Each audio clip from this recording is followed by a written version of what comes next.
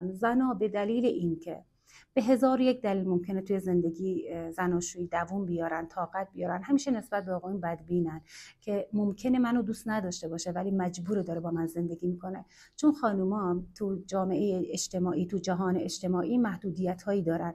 مثلا زنی ممکنه شوهرش رو دوست نداشته باشه ولی به خاطر بچه ها بشینه، به خاطر اینکه شغل و درآمدی نداره تو زندگی بمونه، به خاطر اینکه حرف مردم و طایفه خیلی حرافی دارن و پشت سرش بد بگن تو زندگی بمونه.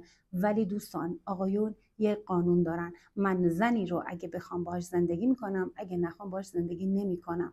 برای همینه وقتی از شوهرامون ایراد میگیریم که چرا به من توجه نمیکنی و انگار منو دوست نداری، همیشه برمیگرده میگه اگه دوستت نداشتم این زندگی رو ادامه نمیدادم.